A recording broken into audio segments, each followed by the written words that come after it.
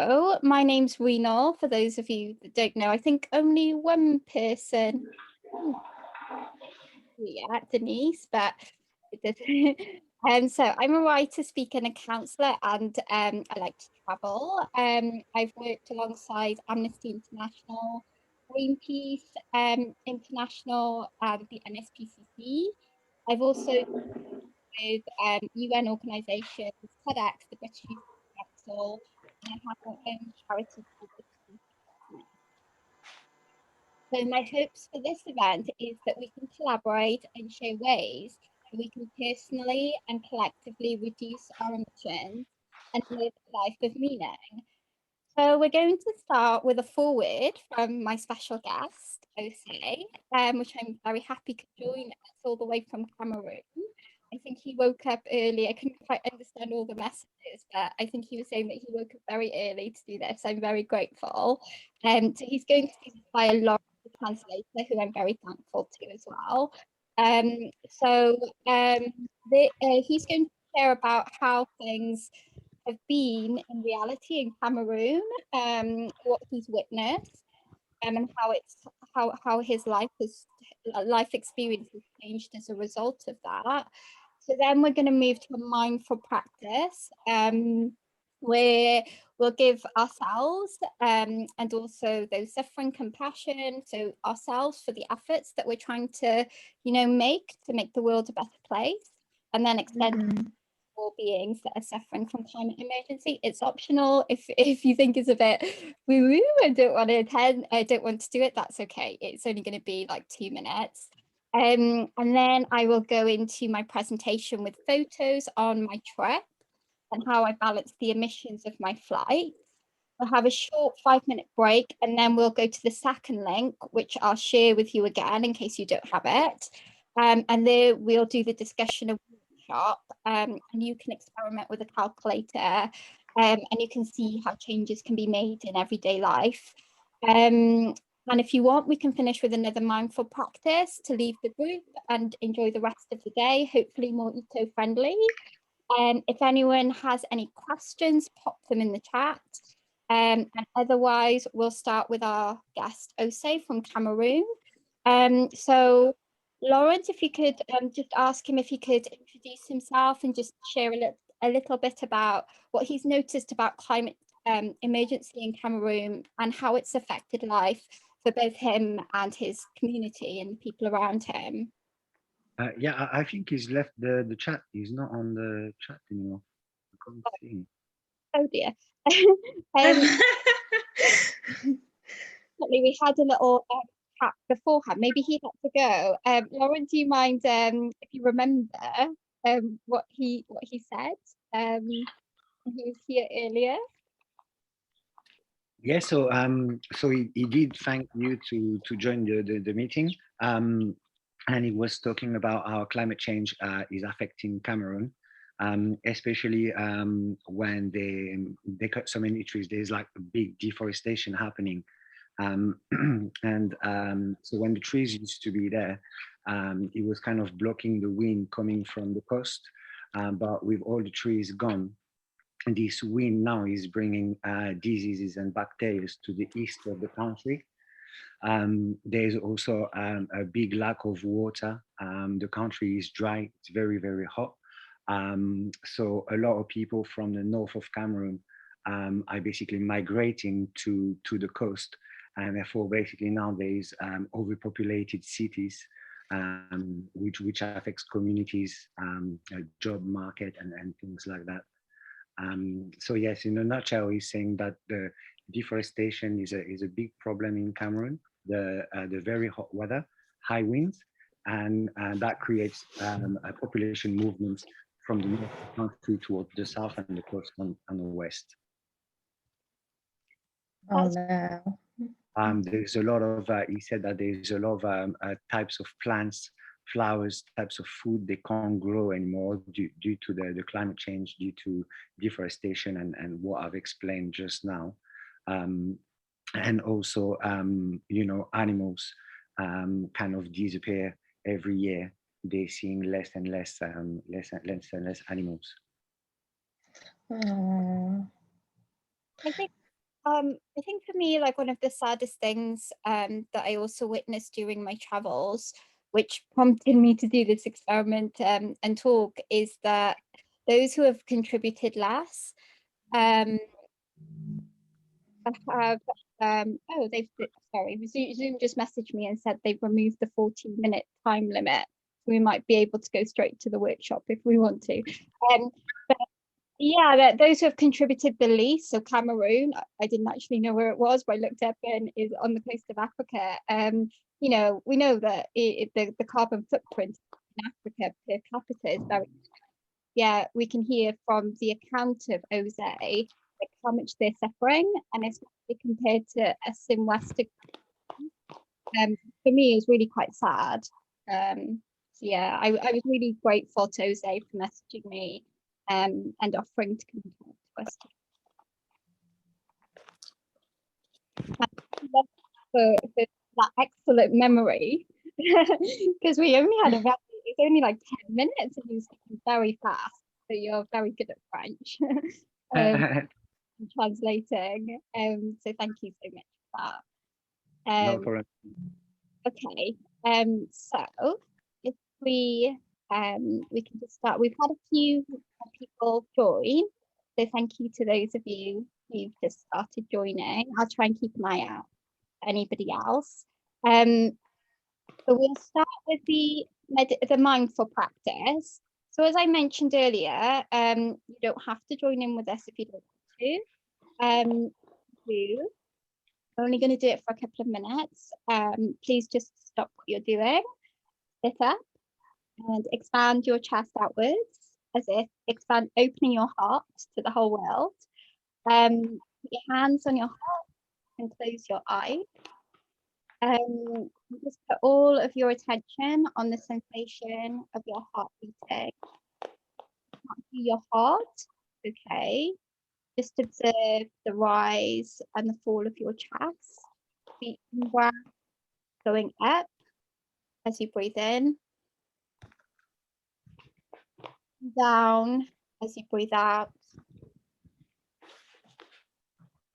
So you may notice some thoughts arising. Just observe them and then come back to the sensation of your heart rising and the falling of your chest. So we'll just do that for half a minute, and then I'm just going to finish with a few kind of words of loving kindness for ourselves and also those who are suffering from climate change and climate emergency.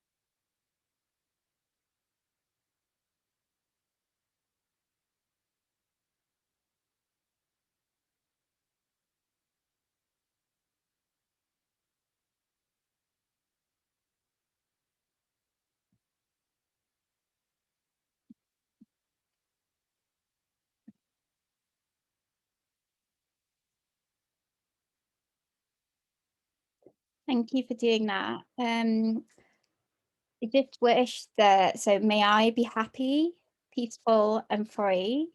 May all of us here today be happy, peaceful and free and rise to the challenges of the climate crisis with compassion in our hearts, both for ourselves and to all those who are suffering around the world, including Jose, his family and his community, that together, united, we can face the challenges of the day. Thank you. So we can open our eyes and slowly come back to the room. If you want to share in the chat how you found that, you're very welcome to. And I'll just start beginning the talk on my last trip. So the title of my talk is The Longest Journey Begins with the First Step. And we'll be following my journey from Italy to the favelas of Rio de Janeiro, and then to the Bolivian Amazon. I'm just checking if there's anybody waiting to come in. No. Um, so as the talk unfolds, my hope is that we may all take that first step. Maybe for others, it'll be their 10th step or their 100th step, closer to living a life of harmony with ourselves and the natural world. In line with this, I would like to make the discussion and workshop at the end of the talk a safe space for us all to discuss and talk about our personal emissions and the changes we can make without any judgment. The beautiful thing about this talk today for me is that we're all from very different backgrounds. Some of us here have just started on this journey with the intention of wanting to reduce our emissions, and that's a beautiful thing. Others of you are more likely doing much more than me. So I hope we can support each other with love and compassion on our own unique journey to carbon neutral and living a life of true meaning. So travel is one of my deep loves, but I started facing an inner conflict between the carbon emissions given off by planes, especially for long haul flights, and living a life that was true to me and my passions. So this inspired me to investigate how we can balance our passions, whatever they are, that give us strength and meaning to life with consideration of environmental issues, and also how a passion like travel or whatever your passion might be can help us to evolve into more conscious and compassionate human beings. So my investigation will consist of examining my carbon footprint before my trip, and then during my trip, where I gave workshops on human rights, sustainability, family planning, life purpose and well-being through my charity, The Pursuit of Happiness, and then my carbon emissions during the 6 months after the trip. So in the workshop, I'll share with you what my carbon emissions are now, 3 years after that trip. So I also want to relate this to other passions for those of you here that are not interested in traveling, but instead maybe your passion and purpose may come from having a pet, playing a musical instrument, art, maybe starting a family. It could be many different things. These all have an environmental impact like travel does, but I believe they are important for fulfilling the heart and the soul of many people. So whilst understanding our passions, we can also look to balance this with other areas of our life where we can reduce emissions. This is relative and personal, and I believe not one shoe fits all.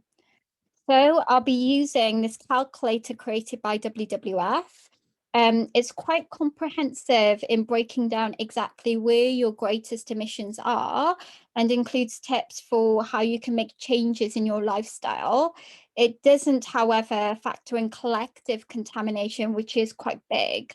So this can be from bank accounts, overpopulation, insurance schemes, pensions, public services. They should also be taken into consideration and something I will be talking about. So I'm going to include a link to the calculator on the chat. So while I'm talking, you can have a look at it. Okay. Oh, sorry. I wasn't supposed to send that. Hang on 1 second. Everyone in meeting.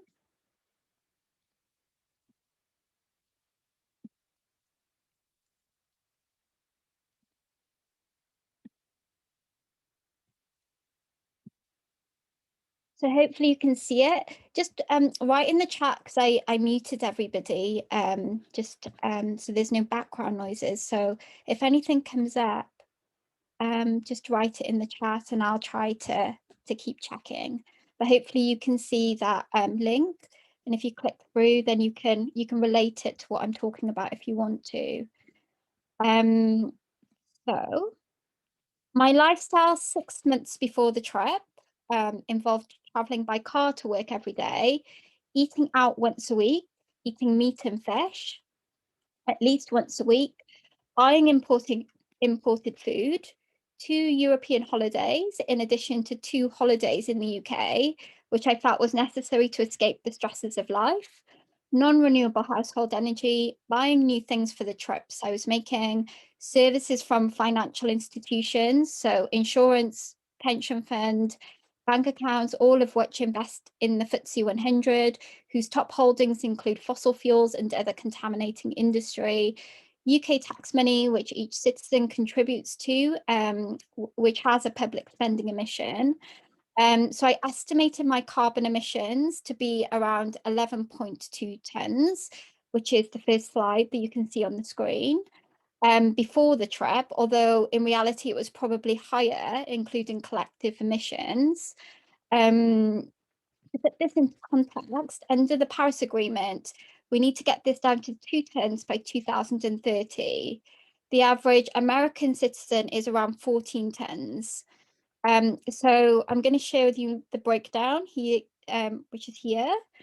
So surprising for me was that home energy was the biggest, and it shows the extent and damage that fossil fuels create.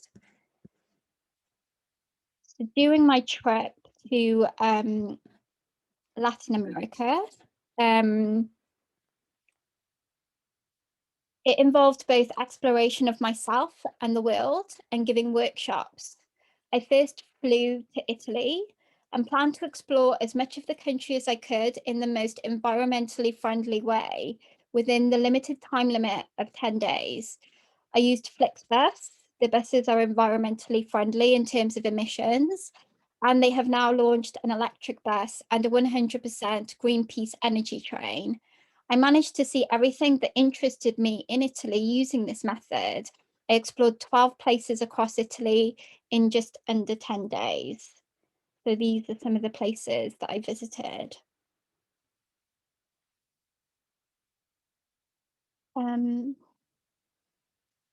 So I tried hitchhiking a few times in Italy, but the culture did not seem to be accustomed to this method of travel. So bus was my next best option. I took some leftover snacks that would have otherwise been thrown away from my house to sustain myself over the 10 days.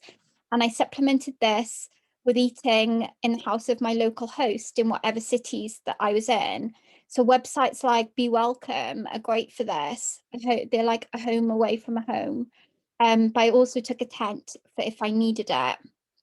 So what amazed me about Italy is how delicious they can make some of the most simple meals. My host would cook these delicious pasta dishes using minimal ingredients and in a very energy efficient manner. This was a really useful skill that I learned during the trip. And a key benefit of traveling is learning new skills from different cultures. Many Italians also use wash basins rather than toilets. So they don't use a lot of toilet roll.